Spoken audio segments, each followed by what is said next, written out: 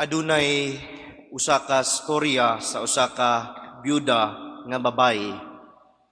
Sa dihang ang lungon sa iyang bana igawasay na sa balay, ang lungon napakog sa pultahan ug busa ang iyang bana nabuhi. Milabay ang katuigan, namatay na usab ang iyang bana. This time, ang babae miingon ngadto sa mga nag-alsa sa lungon.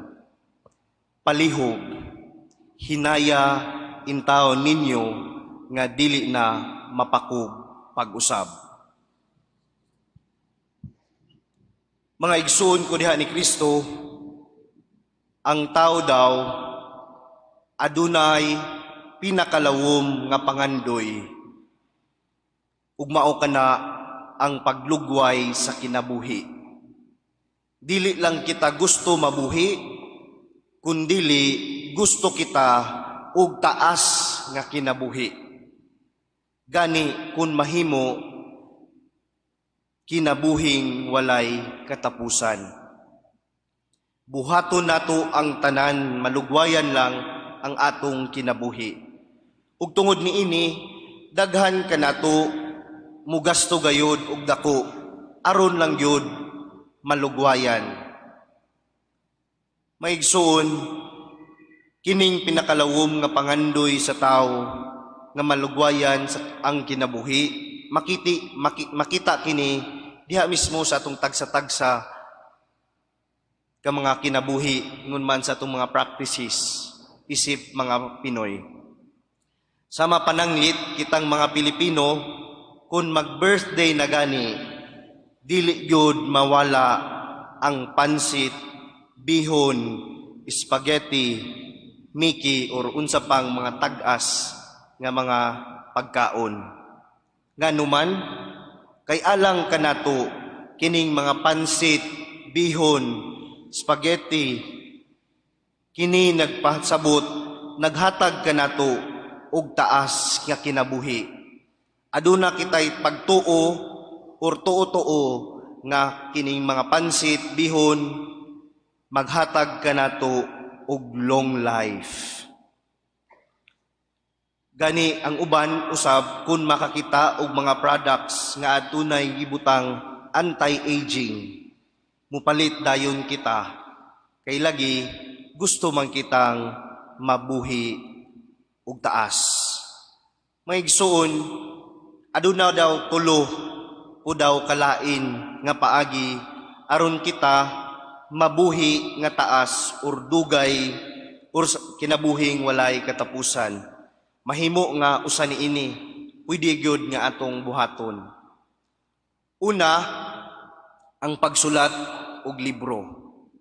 Ang libro nga sinulat nga nagdala sa atong pangalan, sa atong mga nahuna or mga idea, gilauman nga mabutang kini sa atong mga libraries or any nga public nga mga lugar aron kini moabot or mabasa sa mga katawhan aron sa ingon mapasa ang nagkadaiyang hunahuna ngadto sa nagkadaiyang henerasyon ug basahon unta na pud kini.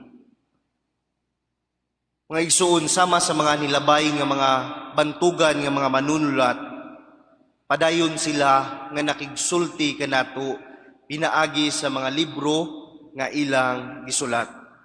Pinaagi niini, padayon silang buhi kay kita, padayon mampod nga nakigambit sa ilang mga unahuna. Ug mahimo usab nga buhaton nato kini pinaagi sa pagsulat, bisan kun kita mawala na, buhi gihapon kita diha sa mga unahuna sa mga tao nga nagbasa sa atong mga sinulat. Ikaduha mga igsuon, mao ang pagpanganak. Usa kini kapaagi nga makahimo o mahimo ang tao nga mabuhi sa walay katapusan o taas nga henerasyon. Pinaagi sa pagpanganak, ang kinaiya, pamatasan, pamayho or panagway, makita gayo diha sa kaliwatan, ug mulungtad kani hangtod sa kahangturan. Gani ang uban, maningkamot nga makaanak gayod ug lalaki. Kay nga numan, dili lang tungod kay adunay junior, kundili adunay magdala sa apelyido. Kay kung ang babae baya maminyo, mapulihan magyud siya sa apelyido sa lalaki. Busa, bisan di ay sa apelyido, mahimo nga mulungtad ang maong kaliwatan, mabuhi kita hangtod sa kahangturan. Mao, nga ang uban pod nga ginikanan, dili pod musugot nga magpari ang ilang mga anak, ilabi na kung only son.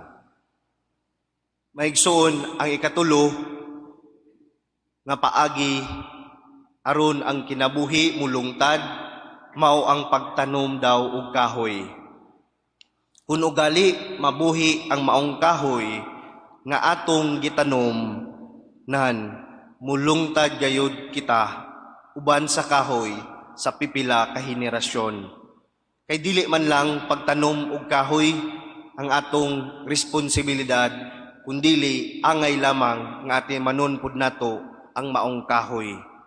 Tagdo nato bisbisan, dili pasagdan human pagtanom. Kun motubo ug mabuhi ang kahoy, mas mulabaw pa kini sa atong katuigan dinhi sa kalibutan. Kun atong tan-awon ang atong palibot, daghan ang mga kahoy nga niabot og gatusan katuig, ug karon hantod karon buhi pa. Sama panangnit ang naa sa Magallanes, ang gitawag nga bitaog tree. Pila na siya katuig. Sa Agusan Sur, naa ang tuog nga kahoy. Taas siya, dili lang sa iyang height, kundili taas pod ang iyang tuig nga siya nabuhi. Sa ato pa, ang kahoy, mga igsoon, ang pagtahon panahon sa kahoy, usa ka paagi nga kita padayon nga buhi. Kay madumduman man kita nga kining kahuya, gitanom gyud ni Pulano or gitanom ni Pulana. Bisan gani kung himuon og bangko or lamisa or unsa bakaha, madumduman gayud sa tao ang maong kahoy. Apan alang kanatong mga Katoliko nga nagtuo sa atong Ginoong Hesukristo, ang ebanghelyo nato karong Domingguhan ining ikalimang Domingo, naghatag kanato og hulagway sa paagi sa kinabuhing walay katapusan. Gitudluan kita sa paagi sa pagkawalay kamatayon. Gisaysay sa maong ebanghelyo sumala ni San Juan nga si Jesus miingon, "Ako ang pagkabanhaw ug ang kinabuhi. Ang mutuo kanako, bisan patay na siya, mabuhi. Ug ang buhi nga mutuo kanako, dili mamatay hangtod sa kahangturan." Pinaagi ni mga igsuon, gitudluan kita ni Jesus nga labaw sa bisan unsang mga butang, labaw sa bisan unsang mga buluhat gibuhat nato sa tong kaugalingon aron mabuhi kitag taas. Ang atong pagtuo sa Ginoo mao'y garantiya sa pagkawalay kamatayon. Dili ang pagsulat og libro, dili lang ang pagpanganak or ang pagtanom og mga kahoy, kundili ang pagtuo mismo mao'y magdala ka nato sa kinabuhing walay katapusan. Ug mao kini ang atong kanunay ginalitok diha sa atong akto sa pagtuo. Kita muingon, nagatuo kita sa pagkabanhaw sa lawas ug sa kinabuhing walay katapusan. Ug mauusab kini ang pasalig sa atong Ginoong Hesukristo nga gihisgutan diha sa atong unang pagbasa karon. gikan ni propeta Ezekiel. Ang Ginoo miingon, ablihan ko ang inyong mga lubong, ug banhawon ko kamo o katawhan ko. Ang Ginoo lamang mga igsuon ang makaabli sa atong mga lubnganan ug makapabangon kanato gikan ini. Ang atong pagtuo sa Ginoo, siya mismo ang nagpasalig kanato sa kinabuhing walay katapusan. Kay kita banhawon man kita niya. Apan atong hinumduman mga igsuon nga ang pagtuo nga atong huptan dili pagtuo basta lang nga pagtuo lang, kundili pagtuo usab nga makita diha sa atong mga maayong buhat, sa atong mga mithi ug mga desisyon ug mga pagpili sa kinabuhi.